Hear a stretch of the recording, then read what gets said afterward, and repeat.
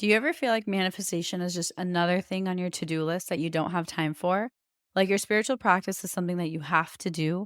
Honestly, you're not alone because I felt that way too. Something that's really changed my relationship with manifestation is blending it into my lifestyle so that no matter what I'm doing, I'm also manifesting. I call this manifestation as a lifestyle, and it's single handedly made the entire manifestation journey more enjoyable for me. And I've seen my desires show up with a lot more ease. Manifesting as a lifestyle has made manifestation go from feeling like a task to something I just naturally do because it's who I am. If you'd like to learn more about this, I've created a step by step guide for you. I'll link it in my show notes so you can check it out. You're listening to the Affirmation Addict podcast with Pyle Corley. This podcast will teach you about the power of affirmations while making manifestation easy and accessible for you in order to enhance your spiritual consciousness. Thank you so much for being here, and now it's time to get started. Hi, everyone, and welcome back to the Affirmation Addict podcast. My name is Pyle, and I am so excited to be here today. I'm actually recording this episode completely unintentionally. I'm actually late, no surprise, but it's Diwali today, and Diwali is a celebration in like the Hindu religion and my culture where we celebrate. It's kind of like a new year. It's a reset.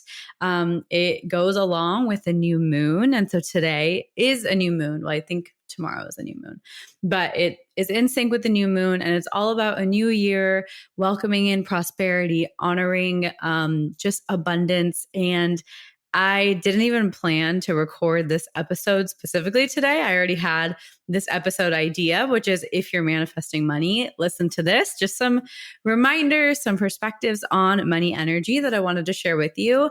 And I find it so special. I'm like, my hair is kind of done for Diwali. I still have to like do my makeup and stuff. After this, I'm going to go to my parents' house. We're going to celebrate Diwali with my family and Tom's family. And it's so special to me because this is totally not related to money, by the way. However, I promise I will get into that. But Diwali just feels so special to me because my parents, we didn't grow up celebrating that much. We did all of like the Indian and Hindu holidays and festivals, but that's kind of it. And so when I was kind of growing up and visualizing my life moving forward, I always wanted to celebrate Diwali with my future husband and his family and just make it a big celebration. And I find it so special because Tom is obviously not Indian. And I was so nervous if Diwali would be important to us and if we would celebrate Diwali. It was important to me, but I didn't know what it would look like. And now what it looks like is literally something I couldn't even imagine. I could not have fathomed. I could not have pictured it more beautiful. So we all go to my mom's house. She cooks up a bunch of Indian food or caters it if she's not in the mood to cook. We do rangoli, which is, if you are not familiar on Diwali, you just make like really pretty designs and decorate your house with different patterns, whether it's powder based or rice based. And it's just like a way to welcome in the goddess of abundance, which is Lakshmi. And so it's just to make your home attractive for her to kind of stop by, is what I was told growing up. I think every family has their own beliefs and own reasons. However, I find it so special because like we decorate the house, my parents put up lights and everything, and then my in-laws also come.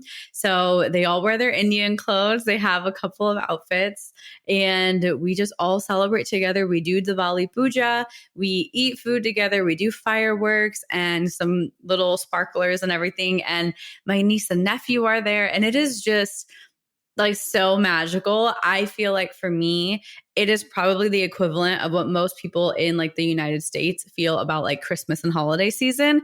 That is how I feel about Diwali. I just find it to be just like the most heartwarming, beautiful kind of celebration because it's something I grew up with. So it's so nostalgic. And also it is just so cool to me because I get to celebrate that with my husband, his family. Even though they're not Indian, they are so in it and they are so respectful, but they also have so much fun with it. And it is just the coolest thing ever. So I love it. And it's so funny because I was just learning, as always, more about Diwali and different people's takes on Diwali. And it's all about abundance. And I had to record this episode today.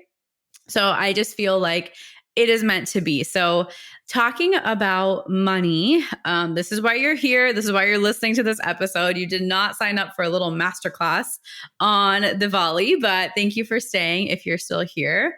So, talking about money, one thing that I have been really just observing, honestly, I am such an observant person in my personal life, in my own social life. Like Tom and I have a very, very busy schedule, I guess to say. Like we have things happening almost every weekend night and then almost every weekday night. We are, whether it's seeing family, whether it's seeing friends, whether it's seeing colleagues, whether it's seeing like potential clients, whatever it is, we actually have a really busy schedule. And the thing I've been really picking up on is everybody's money mindset. It has just been so glaring to me. It has been so prevalent to me that money is a complex and yet important subject in every single person's life. And the way people approach it and the way people interact with it, the way people talk about it is so different. Like everyone has such a unique way of experiencing money energy. And it's just been so interesting to observe like what resonates with me, what doesn't, what kind of triggers me, all of it. And that's where I wanted to really share this episode, talk about money more, because I feel like I am so open about every area of my life. I'm so open about my soulmate. I'm open about like my business and my dream job, and I'm open about manifesting our dream home. But the one area I'm a little reserved in, and honestly, because I'm scared, is money. I get so nervous of the pushback I might receive because I know how triggering of a subject money is. I know that if I say, act as if you had $1 million, someone would be like, well, I don't. And do I just go into credit card debt? Like, I just get nervous and like in anticipation, frustrated of some of the pushback I might get for like the smart asses. I'm so sorry for cussing on social media. Not that you guys do this. This is not my audience, and you guys in my community is so loving and so just socially aware and spiritually aware and so conscious. I'm not even worried about it from that perspective. It's a personal insecurity that I get nervous about. Like, wow, I know I'm going to trigger people with my money mindset. I'm going to trigger people with my beliefs around money, and people are going to think I don't believe it, all of these things, or that it's not real, whatever. Like, I am just nervous. And this is me kind of getting out of my comfort zone a little bit and starting to talk more and more about money. I don't want it to be the only thing I talk about, but learning that like I have friends and family in so many different layers and different walks of life. Some people are making six figures and living in big cities and are unhappy. Some people are making like bare minimum, working minimum wage, maybe working like an hourly job and are so happy. And then in between. And then I have people who are just working to make money and not living. And it's just brought up so many emotions, so many thoughts for me that I just wanted to share some perspectives to help you along the way if you are manifesting money, if you are focused on money. And I would really love, after you listen to this episode or while you listen to this episode, please share with me like what comes up in your mind about money. I would love to have some conversations in my DMs about this, because I am just like, I think I need like validation and I need support from you as to what do you need help with money, and like what are you looking for, or what comes up in your life and how can I help you better? So I would just love to hear if any of this resonates with you or if it doesn't resonate with you, and how I can help you further on your money journey. Because one thing that I know when I was manifesting money, like when I really was like, okay, I like need a salary and I need money.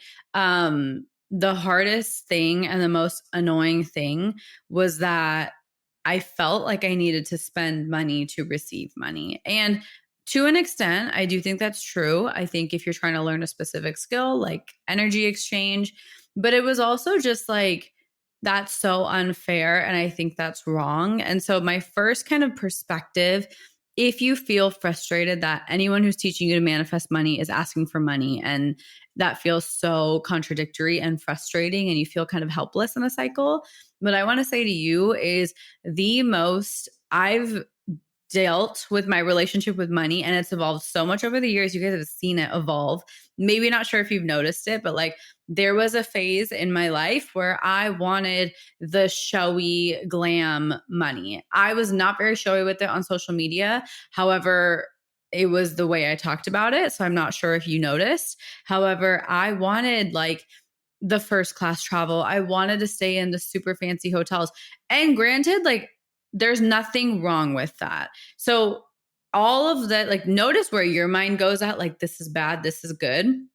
I think there's nothing bad about money except our labels that we put on it. So I think our relationship with money evolves over time with what money actually means to us and what we're trying to buy with money. And then going another layer deeper, why do we want that? And what I learned is that so much of my money desires were not rooted in me actually wanting the actual item, right? Or wanting the actual experience, say luxury travel, or I don't know, some people like designer bags, right? Or a fancy car. So the material stuff didn't matter nearly as much as why I wanted the material stuff. And some of the times I wanted the material thing that money would buy me because it was actually a desire in my own. Or sometimes I wanted it because I thought it would make me come off a certain way, or I thought it would make me feel more worthy or more confident or more successful. And those are the little nuances that only you can answer for yourself. And that will really shift the way you work with money. Because most of the time when we start manifesting money, we're like, oh, I want to manifest money so I can travel. I want to manifest money so I don't have to work. I want to manifest money for very valid, yet we only know like one layer of it. But the more and more deeper you dive, the more you realize like money you're not chasing money. You are chasing a feeling. You are probably chasing a feeling of success. You are probably chasing a feeling of abundance. You are probably chasing a feeling of limitlessness. And coming back to my initial point was that we feel frustrated on our manifesting money journeys because we have to pay someone to teach us and we don't have money. The number one thing that has made me feel the most abundant, and I have experienced a lot of abundance and spent money on very expensive things and have seen a lot of big numbers in my bank account. And I'm not saying this to brag. I honestly get so uncomfortable saying these types of things because I don't know, just old programming in my opinion. But the most abundant I've ever felt consistently is in nature. And I know that you might not want to hear this. I know it's kind of annoying. And it's like, okay, Pyle, tell me to go on a walk. No, I'm talking about like scenes and looking at nature and understanding nature in a way where you're like, holy crap, nature is abundance. And it has just shifted my paradigm to the max. I think I've talked about this before, but there was one time in particular, nature literally brought me to tears. And it was when me and Tom were in Seattle. And it was like, I saw this postcard and I had it on my vision board, but I didn't know where it was. We went to Seattle and I saw a postcard and it was Mount Rainier, which is like the biggest volcano or something in Seattle area. And then it had a field of really beautiful flowers, all these wildflowers with the snow-capped mountain, or I think it's a volcano technically, but it was just the prettiest scene. And then I finally found out like where it was and when to go to see those flowers, and driving up that mountain, walking through those flower fields. And I was sobbing. I was like, this is nature. She just exists. This is abundance. This comes back every year. This is always there. And that transformation for me was the beginning of my journey of understanding that nature is abundance, and you're not searching for money when you're trying to manifest money. So if you feel like you can't understand, you can't tap into the feeling of money without paying for something, nature is free. Nature is always existing. You don't have to go somewhere scenic. Look at the flowers in your backyard and turn off the noise and just look at them. I always get a ton of questions in my DMs from people asking how I can manifest X.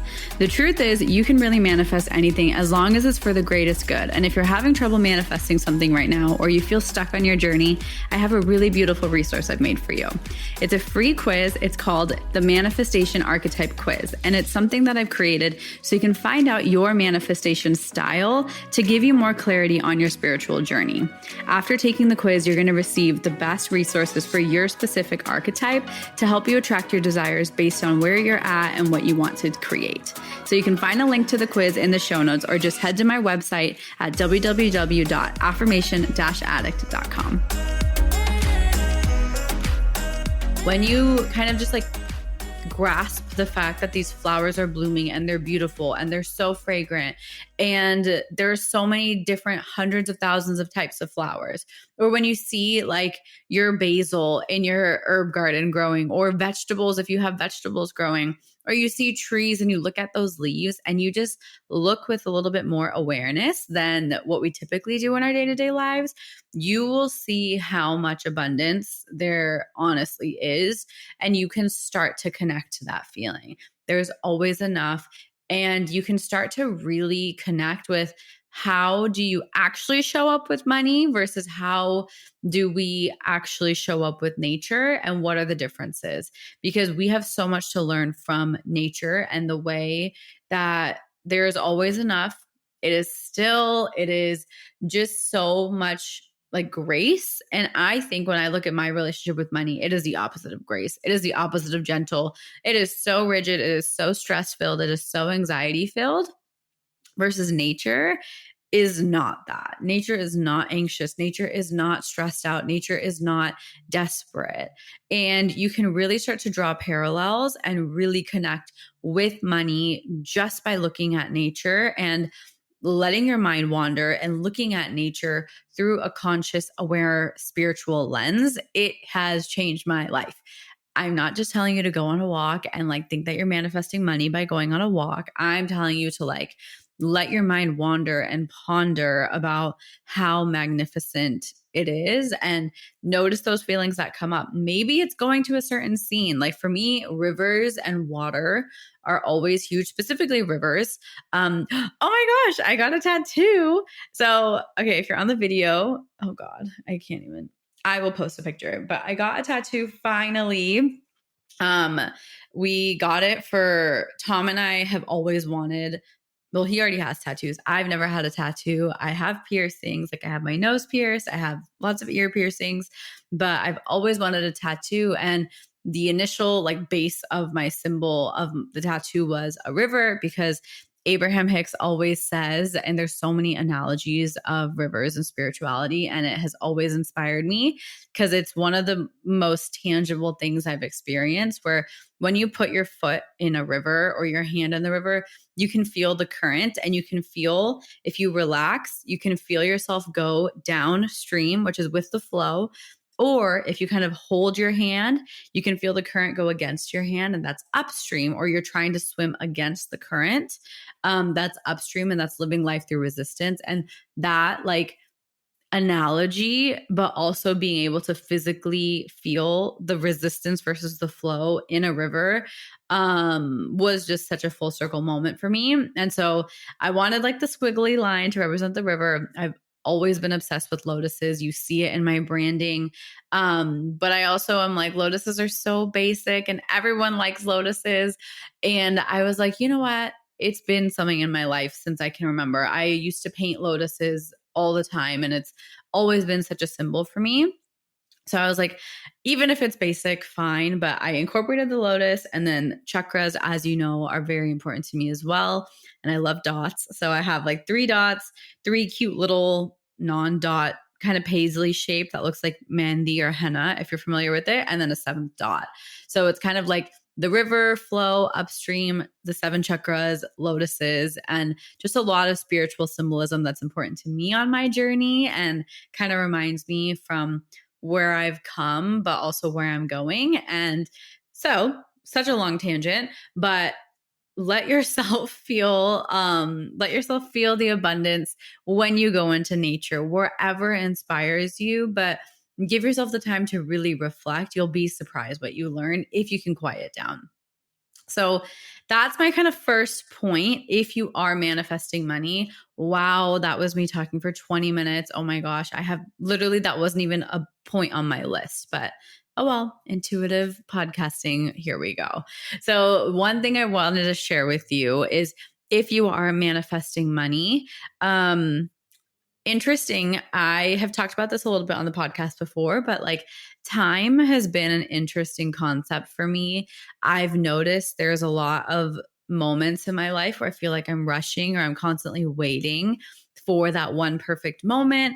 And just understanding time has been so interesting to me. And I think it was in a book and it blew my mind, where I know impatience is very normal on the manifestation journey. We get impatient. We want our desires to show up right then and there. And one thing that absolutely blew my mind is when you are patient, you are acting out of abundance, because in that moment you are aware that you have more than enough time. Practicing impatient, or when you're in a vibration of impatience, you are not on the same vibration as abundance. That is lack, that is impermanence, that is that I'm running out of time. And so when it comes to manifesting money, it's not only how you interact with money, it's how you show up in every other layer of your life. That is my whole philosophy with manifesting as a lifestyle. So this one really blew my mind because I'm already really working on my relationship with time. So when I kind of understood that abundance is patience, I was like, wow, I have so many opportunities in my life to practice patience in my day to day. And that is an act of me practicing abundance. And I don't know if it's as profound for you, but that was one of the most profound things I've heard this entire year. Like, it blew my mind, and I am so not joking. So if you're noticing that you're feeling impatient, whether it's about money, whether it's about any other desire, remind yourself like impatience is on the same wavelength as lack, which is the opposite of abundance, the opposite of money, the opposite of limitlessness. So give yourself permission to practice patience. By practicing patience, you are practicing aligning with the energy of money, the energy of abundance. So I thought that was a really, really beautiful reminder, and it's worked beautifully for me. I think, it's so funny how quick things can change, even in your relationship with money. And when you give yourself permission to not fall into that same cycle as you usually would, and just pause and be like, I'm going to react, I'm going to act differently than I usually would, it makes a difference. It causes a ripple effect. It is a ripple effect. It is like a 1 millisecond pause to consciously choose a different stream of thought or a different action or a different perspective, and it creates a ripple. So don't underestimate the smallness of little tiny shifts, because those little tiny shifts seriously add up, especially with money. An example for me is like, I was doing some stuff and I was like, dang, like things aren't going as well as I wanted in regards to money. And then I was like, I usually get into like a very anxious thought pattern. And I was like, you know what? I'm kind of tired of that. I don't want to feel anxious. Let me just accept. Let me just be like, okay, maybe another day. And I kid you not, that one little choice, the next day I hit those income goals, I hit those business goals, and it's taken me a long time to hit that. And all that shifted was a teeny bit of my perspective and the decision to kind of keep moving forward. So it is powerful how quickly it can shift when you practice a teeny bit of patience and really start to play with that relationship between time and money. I think in our society, it's like the only thing that we don't have enough of is time, but it's also the flip side is that time is a man-made construct in the scale of the universe. So very interesting concepts, very kind of complicated. You get to pick which one aligns with you more. But that really, really helps me. And then the last thing I wanted to share with you is just playing with your money identity. I kind of circling back to what I was starting to talk about when we first started this episode. I've been observing just so many people in so many different walks of life, and their relationship with money and why they want money is so kind of dominant to portray a certain image. It is social status. It is, I want people to think I'm successful. I want people to think I'm classy or bougie. I want people to think I am good, right? It is such like a self-perception thing. So actually understanding your money identity and your identity in regards to money, and then your relationship with money in regards to your identity. It is a two-way street. And playing with like, what is it that you want more money for? Why do you want it? And what's it going to do? And some questions that I've been asking myself, even it's like, do I want money to show someone? Do I want money to feel a certain way about myself? And most of the times it is to feel a certain way about myself, or to hope I can, other people can feel a certain way about me. I've done a lot of work around this. So actually that is not the case for me anymore. But when I look back, those were the two biggest things. It was, I wanted to feel a certain way about myself. I wanted to feel successful. I wanted to feel worthy. I wanted to feel like I made it. Or I wanted other people to know that I had made it, or to feel or to get a sense that I had made it. I wanted other people to be like, wow, she's impressive. This is so shallow, and it's embarrassing, honestly, to admit that to yourself, but do it. Like, your money relationship cannot heal and cannot change until you're willing to actually admit that part of why money is so important to you. So have fun with your relationship with money. I know this kind of became such a tangent. I hope it was interesting for you. And some takeaways, just to recap: nature is a free, completely free place where you can really practice your relationship and connection with money. Practicing patience is a form of practicing abundance and tapping into abundance. And then also playing with your money identity and what it is that money means to you, and why is it important? And is it for other people, or is it for you? If no one was watching, if nobody was looking at your money or your relationship with money, would it be different? Probably, or maybe. So I want you to just ponder on your relationship with money and be gentle with yourself, because most of us are not actually seeking money. We are seeking either material experiences that we want because everyone has told us it's going to make us happier, or it's our definition of success, or we are seeking a feeling of worthiness, of success, of I have enough and I am free and I don't have to stress.